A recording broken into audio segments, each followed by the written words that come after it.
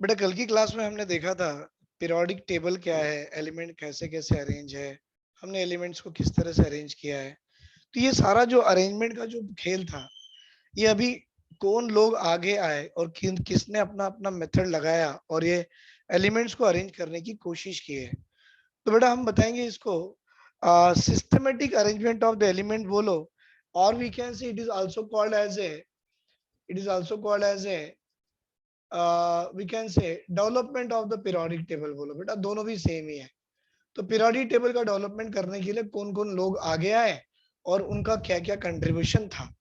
तो बेटा ये जो है हमारा जो चैप्टर पीरियोडिक टेबल का चल रहा है, अब इस चैप्टर में हम लोग पढ़ने जा रहे हैं कि जो हमने पीरियोडिक टेबल बनाना जो सीखा है, वो पीरियोडिक टेबल बनाने के लिए डेवलपमेंट ऑफ पीरियोडिक टेबल की बात करेंगे। Development of development of periodic table. बेटा डेवलपमेंट ऑफ पीरियोडिक टेबल की बात करेंगे, मतलब कौन कौन लोग आगे आए। मैं आपको एक बात बताऊं, हमारी एनसीईआरटी में जितने नाम लिखे हैं मैं उन्हीं का नाम बताऊंगा, एनसीईआरटी के बाहर का नहीं। क्योंकि सब लोग जानते हैं एनसीईआरटी में सबसे पहला वाला जो नाम दिया है वो ये नाम दिया है, that is a triad rule given by the Dobereiner, DOBER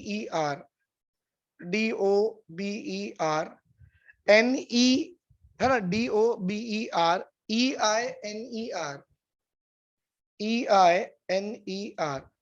और इनका एक ट्रेड सिस्टम था। अब वो ट्रेड क्या है, उनका रूल क्या है, ये सब कुछ है। ये इन्होंने at the year of 18th century बेटा 1817 को इन्होंने अपना एक रूल दिया।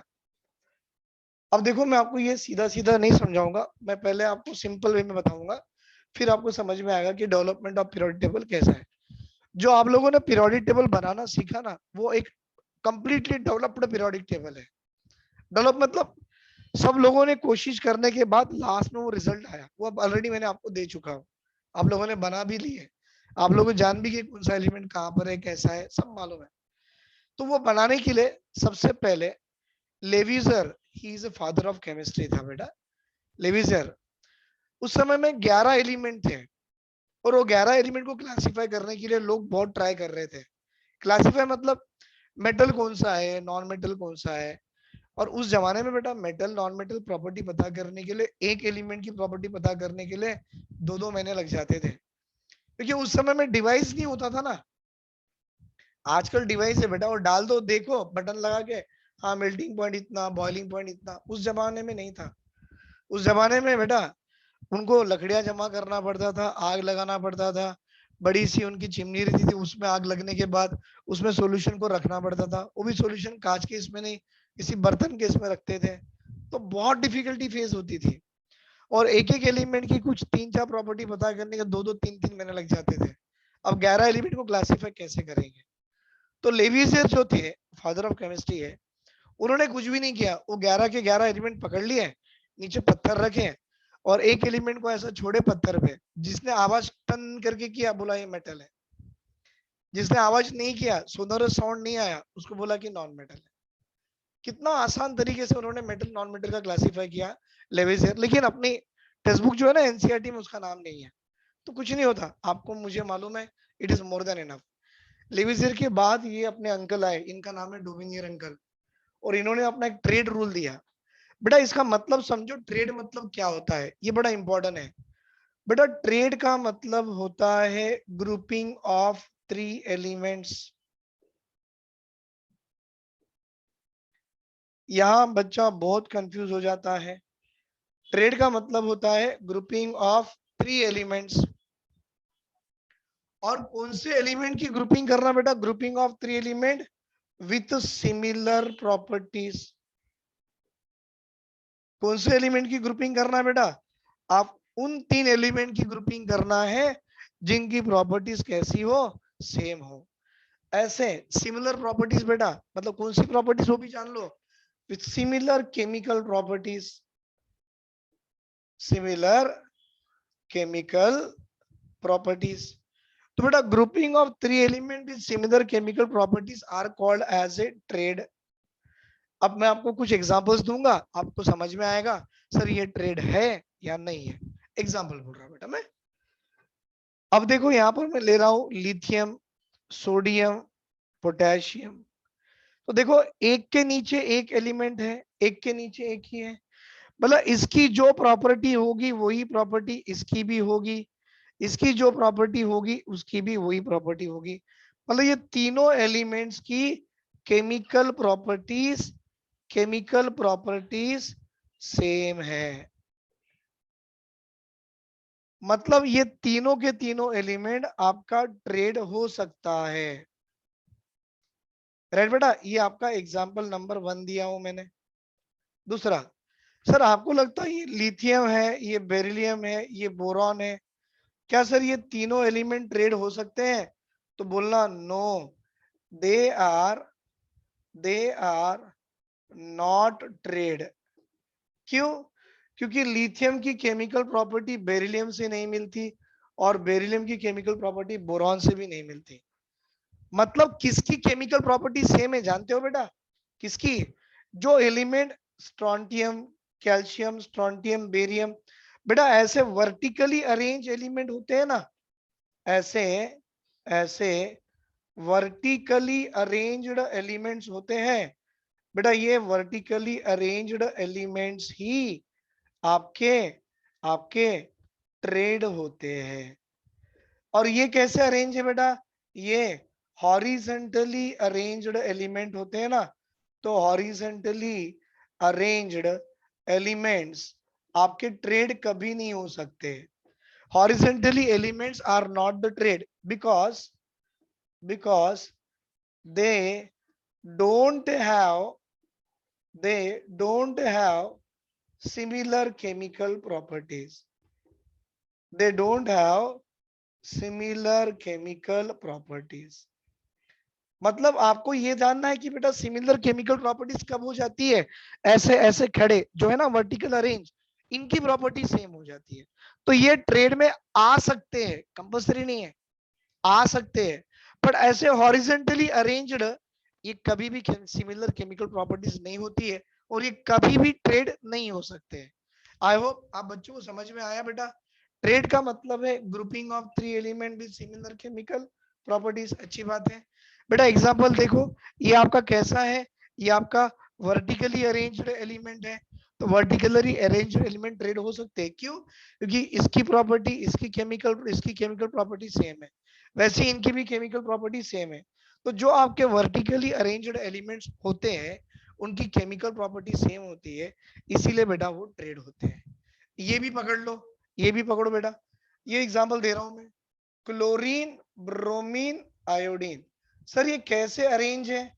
तो आपने बोला they are vertically arranged elements है। कैसे है बेटा? वर्टिकली अरेंज्ड एलिमेंट्स है। बेटा ये वर्टिकली अरेंज्ड एलिमेंट्स में क्या होगा? इसकी जो केमिकल प्रॉपर्टी होगी वो ब्रोमीन की भी होगी, वो आयोडीन की भी होगी। तो आप लिखना they have similar chemical properties. तो भाई जिसकी केमिकल प्रॉपर्टी सेम हो, वर्टिकली अरेंज हो, तो they are called as a triad. तो बेटा ये ट्रेड होगा। लेकिन ये कैसे अरेंज है? सर ये आपके हॉरिजेंटली अरेंज होते हैं। हॉरिजेंटली अरेंज एलिमेंट की केमिकल प्रॉपर्टी सेम नहीं होती है, they are not the triad. तो भाई ये ट्रेड है, ये ट्रेड है, ये ये ट्रेड नहीं है, ये ट्रेड है। समझ में आ रहा बेटा आपको? ट्रेड कौन सा है, ट्रेड कौन सा नहीं है? हाँ, लेकिन हमेशा वर्टिकली अरेंज एलिमेंट हमेशा ट्रेड नहीं होगा। क्यों? अब वो भी मैं आपको बताऊंगा। आप इसका स्क्रीनशॉट ले लो। अब आप इसका स्क्रीनशॉट ले लो। ले लिए? आगे देखो बेटा, मैंने क्या बताया। डोविनियर अंकल ने ट्रेड का रूल दिया। ट्रेड मतलब क्या? Grouping of 3 element. लेकिन एलिमेंट कैसे होना? वर्टिकली की हॉरिजॉन्टली? वर्टिकली होना। क्यों? वर्टिकली एलिमेंट्स में केमिकल प्रॉपर्टी सेम होती है। Very good. और हॉरिजॉन्टली ऑर्डर में ऐसे आड़ा जो होता है ना हॉरिजॉन्टली, उसमें केमिकल प्रॉपर्टी सेम नहीं होती है। Very good. इसका मतलब क्या हो गया बेटा कि अगर वर्टिकली अरेंज्ड एलिमेंट्स हो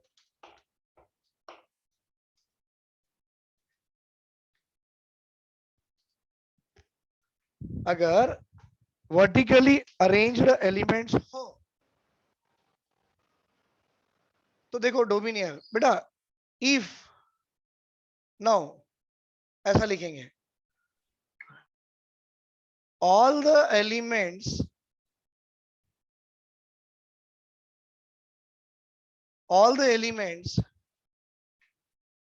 which are arranged vertically,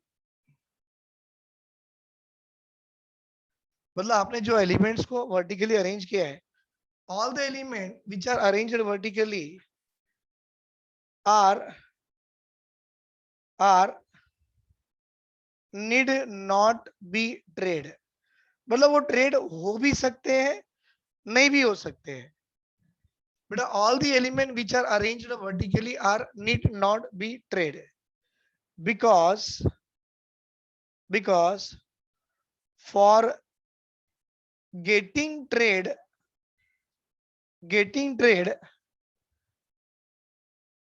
they has to follow the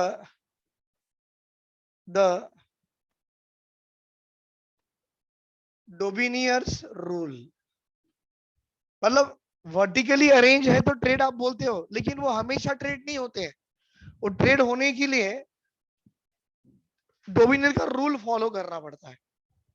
कैसे समझो, एग्जांपल बेटा, मैं आपसे पूछूं क्या sir lithium sodium potassium trade है, तो मैं देखूंगा बताऊंगा। फिर मैं आपसे पूछूं राइट बेटा, सर ये फ्लोरीन क्लोरीन ब्रोमीन क्या ट्रेड है, मैं आपको बताऊंगा। फिर मैं आपसे पूछूंगा सर ये क्लोरीन ब्रोमीन आयोडीन क्या ये ट्रेड है, मैं आपको दिखाऊंगा। बेटा डोबिनियर का रूल क्या कहता है कि आपके पास ऊपर वाले एलिमेंट्स की एटॉमिक वेट मालूम हो, थर्ड वाले एलिमेंट्स की एटॉमिक वेट भी मालूम हो, और मिडल वाले एलिमेंट की भी एटॉमिक वेट आपको मालूम हो, लेकिन फर्स्ट वाले एलिमेंट की एटॉमिक वेट, थर्ड वाले एलिमेंट की एटॉमिक वेट, इनका एवरेज वैल्यू अगर लोगे तो आने वाली value is equal to the atomic weight of middle one है, तो आप इसको ट्रेड बोल सकते हो। 39 प्लस 1 40, 40 प्लस 6 46 बाय 2 23। अरे वाह ये आ गया, मतलब सर ये जो आपने बनाया ना lithium sodium potassium they are triad, ये ट्रेड है, ट्रेड है बेटा। ये रूल है इनका डोमिनियस का। Atomic weight of first one and atomic weight of third one, इनका एवरेज एटॉमिक वेट ले लो, एवरेज ली तो जो वैल्यू आती है अगर वो मिडल वाली की है तो ट्रेड है। यहां पर आइए भाई, फ्लोरीन की एटॉमिक नंबर तो 9 है, atomic mass 19 point 18 point something आती है, मैं राउंड फिगर 18 लेके चलता हूँ। ब्रोमीन तो 80 है बेटा, दोनों को मिला लो, 18 plus 80 by 2 average 98 by 2 49.5। Chlorine की एटॉमिक वेट 35.5 है, इसका मतलब ये जो ग्रुप ऑफ एलिमेंट्स है बेटा 35.5 कहा 49.5 का बहुत दूर दूर है, they are not the triad. समझ में आ रहा ट्रेड किसको बोलना, सारे वर्टिकली अरेंज ट्रेड नहीं होते, ट्रेड होने के लिए बेटा ऊपर का पहला एलिमेंट और थर्ड वाला एलिमेंट, इनकी एटॉमिक मासेस जो है इनका एवरेज लेके मिडल वाले की वैल्यू आइदर इक्वल हो या अप्रोक्सीमेटली इक्वल हो तो ट्रेड होगा, अगर नहीं है तो ट्रेड नहीं होगा। भाई यहाँ क्लोरीन पकड़ो 35.5, ऐसे लिखूं या जगह नहीं है ना, यहाँ लिखता हूं मैं बेटा। क्लोरीन ब्रोमीन आयोडीन ये कितनी है 35.5 बेटा, ये 127 एटॉमिक वेट याद कर लो, नहीं तो देता भी है एग्जामिनर, देता भी है।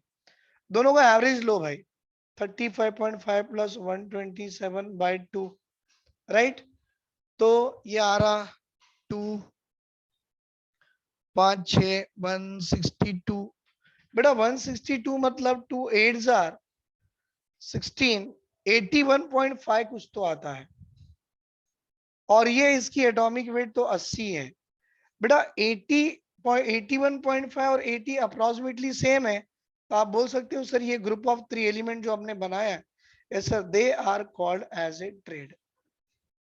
तो क्या बेटा आपको ट्रेड पहचानना आ गया? What is a triad? Triad कैसा होता है? Atomic weight of first one and atomic weight of third one पकड़ लो, अगर इनकी एवरेज वैल्यू मिडल वाली एग्जैक्टली आए या अप्रोक्सीमेटली इक्वल आए तो ये ट्रेड होगा। पर यहाँ देखो बेटा बहुत दूर दूर है, 49.5 का 35.5 का, तो इसीलिए ये group of element are not the triad. तो ये डोमिनियर अंकल का रूल था। तो बेटा डोमिनियर अंकल ने क्या किया, डेवलपमेंट ऑफ पीरियोडिक टेबल में उन्होंने क्या किया, जितने भी एलिमेंट्स थे सारे एलिमेंट्स की एटॉमिक मास पता किए और ऐसे तीन तीन एलिमेंट का ग्रुप बनाया, और ये grouping of 3 element called as a triad. लेकिन अभी मैंने आपको इनिशियली बताया बेटा क्या सारे एलिमेंट ट्रेड होते हैं? ना सर, जो हॉरिजेंटली अरेंज होते हैं वो कभी भी ट्रेड नहीं होते हैं, जो वर्टिकली अरेंज होते हैं वो ट्रेड होते हैं। लेकिन वर्टिकली अरेंज भी क्या सारे ट्रेड होते हैं? ना, वो इस डोमिनियर अंकल का रूल फॉलो करे तो ट्रेड होते हैं।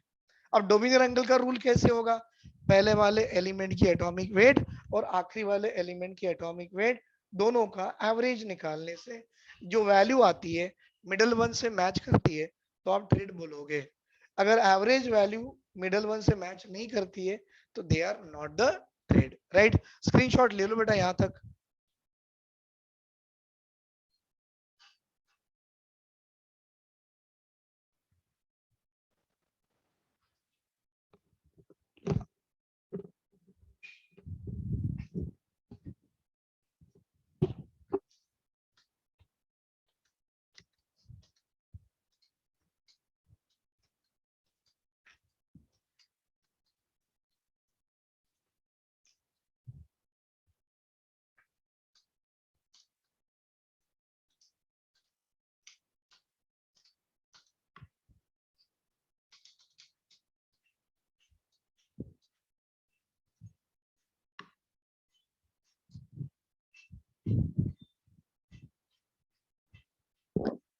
बेटा एक एग्जांपल देना चाहूंगा, आप मुझे बताना कि क्या सर वो ट्रेड है या नहीं है।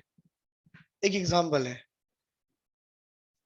मैंने आपको अभी लिथियम सोडियम पोटेशियम करवाया, क्लोरीन ब्रोमीन आयोडीन करवाया, फ्लोरीन क्लोरीन ब्रोमीन करवाया, एक ये भी देख लो भाई, ये कैल्शियम है। अब हमेशा मैं ऐसे नहीं लिखूंगा, ऐसा भी लिखे तो कुछ फर्क नहीं पड़ता, हम लिखते हैं ऐसे हैं पर एक्चुअल में देखा जाए तो पीरियोडिक टेबल में ये ऐसा ही होता है। मतलब ये वर्टिकली अरेंज्ड है। कैसे है बेटा? वर्टिकली अरेंज्ड है। और वर्टिकली अरेंज में जो प्रॉपर्टी इसकी है वो ये इसकी, तो they all have similar chemical properties. तो भाई ये सिमिलर केमिकल प्रॉपर्टीज तो है, लेकिन क्या ये ट्रेड है या नहीं है? तो ये डोमिनियर एंगल का रूल फॉलो करेगा तो ट्रेड है। कैसे? इसकी एटॉमिक वेट 40 है, इसकी एटॉमिक वेट बेरियम, बेटा बेरियम की एटॉमिक वेट आप जानते हो 137 समथिंग है, 137 है। और स्ट्रोंटियम की भी एटॉमिक वेट 87 पॉइंट समथिंग आती है बेटा, 87.6 है। क्या ये ट्रेड है या नहीं है? तो देखो पहले do one thing, atomic weight of the first element is 40 and third element 137 by 2, कितना रहा बेटा 771 by 2, 2 8s are 16 17 8s are 16 है ना, 2 8s are 16 17 8s are 16 17 आ गया 10.5 by 88.5 87.6 approximately same है। मतलब ये grouping of 3 element are called as trade। बस बेटा ये ट्रेड है। अब देखो एग्जामिनर एग्जाम में बच्चों को कितना कंफ्यूज कराता है। अब ये ट्रेड है, अच्छी बात है, फिर आपसे पूछा जाएगा क्या बेटा कार्बन नाइट्रोजन ऑक्सीजन ट्रेड है या नहीं है? इसकी एटॉमिक मास नंबर है, एटॉमिक मास बोलो 12 है, इसकी 14 है और इसकी 16 है। चलो बेटा 2 मिनट का टाइम दे रहा हूं, पता कीजिए क्या ये ट्रेड है या नहीं है। एप्लीकेशन क्वेश्चन है बेटा, ये ट्रेड है या नहीं है। तो यहाँ देखिए ये तो ट्रेड है। अब आप बच्चों को क्या लगता है, ये 12 है, अच्छी बात है, ये 16 है, अच्छी बात है बेटा, एवरेज 28/2 मतलब 14 आती है, ये भी 14 ये भी 14 मतलब ये ट्रेड है ऐसा लगता है।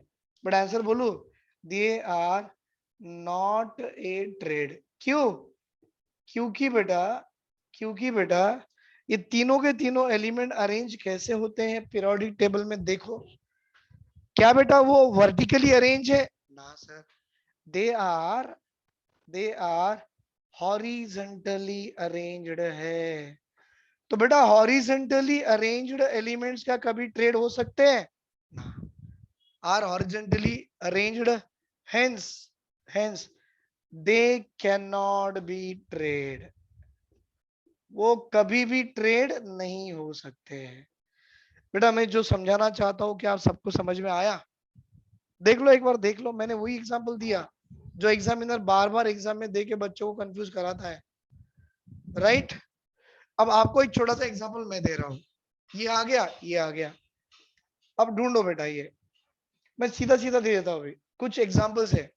Other examples of triad are, other triads are, बस। अब आप बार बार करना कुछ भी नहीं, याद ही कर लो। कौन से मालूम है?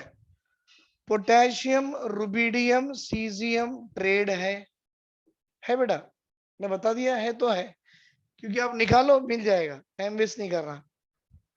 फॉस्फोरस, आर्सेनिक, एंटीमोनी भी ट्रेड है, पढ़े ना अपन ने? नाना पाटेकर, ऐश्वर्या सब बेकार, ये भी ट्रेड ही है। सल्फर, सिलीनियम, टिलूरियम, और ये भी ट्रेड है। तो ये सारे ट्रेड है, और ये पूरे एग्जाम्पल हमने देखे कौन सा ट्रेड है, कौन सा ट्रेड नहीं है। इज इट क्लियर बेटा? कुछ डाउट है इसमें, पूछ सकते हो। If not will move forward. अब देखो, अब देखो आगे, मैंने ये डोमिनियर अंकल का क्लासिफिकेशन का तरीका बताया। बेटा डोमिनियर अंकल के क्लासिफिकेशन का मैंने आपको तरीका बताया, बट इस तरीके में छोटा सा एक ड्रॉबैक आ गया। आप ड्रॉबैक बोल सकते हो, आप ये अंकल की थ्योरी का लिमिटेशन बोल सकते हो। लिमिटेशन तो नहीं, हाँ लिमिटेशन बोल सकते हो। एक ड्रॉबैक आ गया। ड्रॉबैक क्या है बेटा? मानो all the known elements could not be arrange as a triad. क्योंकि देख रहे हो ना, फ्लोरीन, क्लोरीन, ब्रोमीन ट्रेड में नहीं था, पर क्लोरीन, ब्रोमीन, आयोडीन ट्रेड में था। ऐसा क्यों? उनको भी नहीं मालूम। तो all the known elements, all the known elements, हाँ बेटा, all the known elements could not be arranged as a trade. All the known elements could not be arranged as a trade. All the known elements could not be arranged as a trade. और जानते हो, it is not applicable for D and F block element. और एक limitation क्या है? It is not applicable for, it is not applicable for D and F block elements. बेटा D और F block element कोई एप्लीकेबल नहीं है, ये इनकी लिमिटेशन है। इसीलिए और एक पर्सन आगे आए, उनका और एक पर्सन का और एक थ्योरी आगे आया आफ्टर द डोमिनियर्स। बेटा वो अंकल का नाम था, the next one is who tried to classify the element, उनका नाम था बेटा न्यूलैंड्स। चलो अब हम न्यूलैंड्स अंकल के बारे में पढ़ेंगे। Is it clear? तो पहले मैंने अपने डोमिनियस अंकल का रूल और उनका क्लासिफिकेशन का सिस्टम बता दिया। तो डोमिनियस साहब एलिमेंट को क्लासिफाई करने के लिए ये सब उन्होंने अपने रूल्स एंड रेगुलेशन दिए, पर हुआ क्या, ऐसा इनका जो क्लासिफिकेशन का सिस्टम कुछ हद तक काम करा, लेकिन कहीं कहीं काम नहीं कर रहा था। जैसे कि फ्लोरीन, क्लोरीन, ब्रोमीन पे काम नहीं कर रहा था। पर आप भी जानते हो, मैं भी जानता हूँ, फ्लोरीन, क्लोरीन, ब्रोमीन की प्रॉपर्टी सेम है, राइट? तो ऐसे क्लासिफिकेशन उनके कुछ हद तक काम करे, बाकी कुछ काम नहीं करे। तो ये थ्योरी भी ज्यादा दिन काम नहीं करी डोमिनियर अंकल की। तो फिर नेक्स्ट पर्सन आए और उन्होंने अपना एक क्लासिफिकेशन का तरीका सिखाया, और वो अंकल का नाम था, the second one is a Newland law of octaves. Newland law of octaves. बेटा इन्होंने अपना एक रूल दिया और उस रूल का नाम है ऑक्टेव रूल, और ये 1865 की बात है। उनका रूल क्या है आप जानते हो? ये न्यूलैंड साहब है ना, ये साइंटिस्ट कम थे और म्यूजिशियन ज्यादा थे। उनको म्यूजिक में बहुत रुचि थी, और ऐसा जानते भी है कि किसी को किसी में ज्यादा ये रहा, आई मीन हॉबी रहा, तो वो अपनी हॉबी को अपने काम से जोड़ देता है। तो न्यूलैंड साहब ने भी वही किया। उनकी हॉबी थी क्या? म्यूजिशियन, म्यूजिक बजाते रहते थे, काम करते थे। तो उनके हॉबी को उन्होंने केमिस्ट्री से जोड़ दिया। उन्होंने क्या बोला, बेटा आप जैसे म्यूजिक में 8 नोट रहते हैं, आप शुरू करते हो सा से, सा रे ग म प ध प ध नी, और वापस आप सा पे आ गए। मतलब ये जो पहला वाला जो साउंड है सा, है ना, फिर रे ग म प ध नी सा, बेटा इसकी प्रोनाउंसिएशन और इसकी प्रोनाउंसिएशन सेम है कि डिफर है? सर सेम है। मतलब ये जो आपका जो प्रोनाउंसिएशन का नंबर क्या था? 1 था, तो ये 2 है, ये 3 है, ये 4 है, ये 5 है, ये 6 है, ये 7 है, और फिर बेटा ये 8 है। मतलब पहले वाली एलिमेंट और पहला वाला जो साउंड है और 8 वाले का साउंड सेम है कि डिफर है? सेम है। तो इन्होंने क्या बोला, आपके पास जितने भी एलिमेंट लेके आओ, सारे एलिमेंट को increasing order of atomic mass में लगा दो। लगा भी दिया उन्होंने।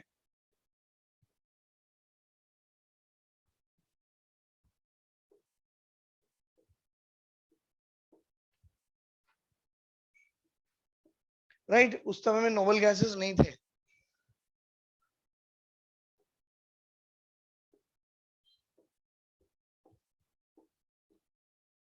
राइट,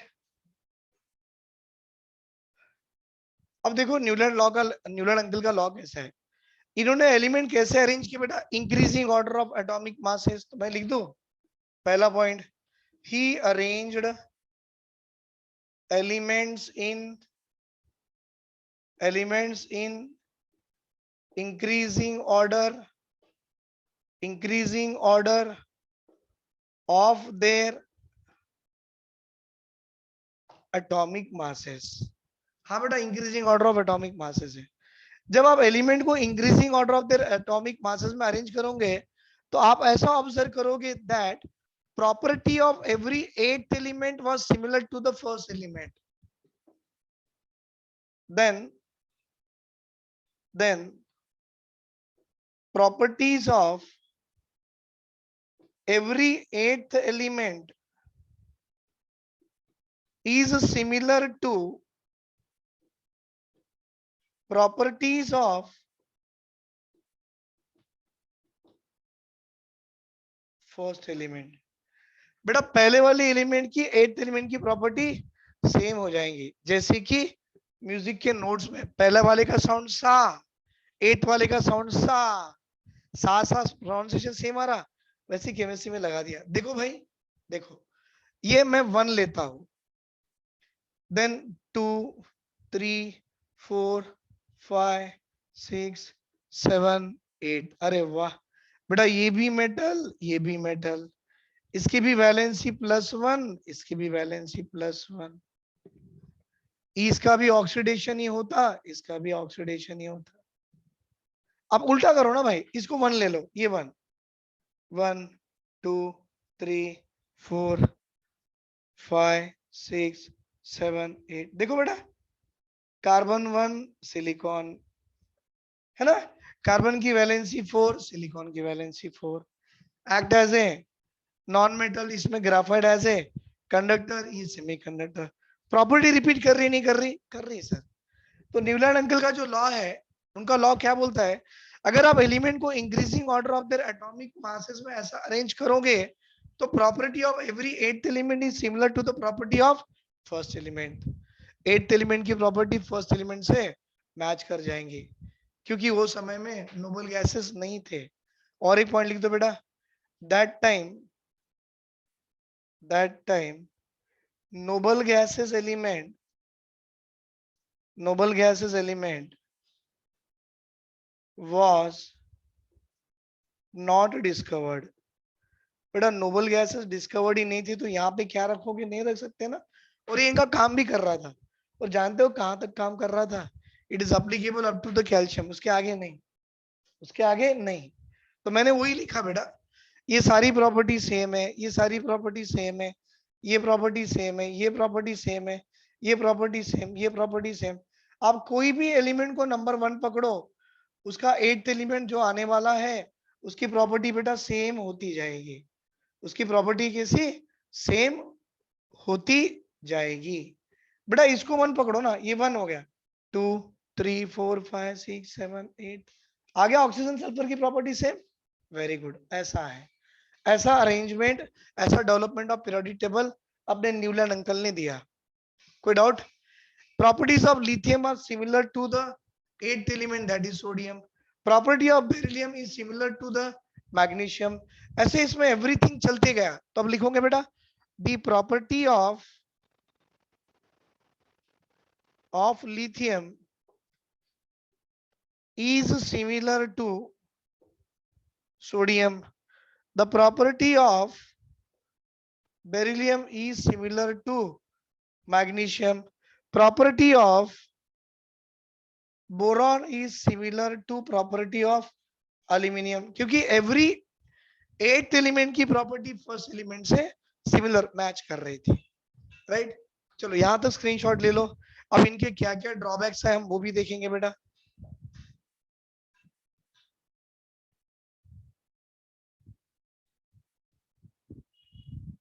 लिख दिए, वेरी गुड। बेटा इनका ये जो रूल था, ये जो प्रॉपर्टी रिपीट कर रहा था एवरी 8th एलिमेंट, तो मालूम ये क्यों काम कर रहा था, क्योंकि उस समय में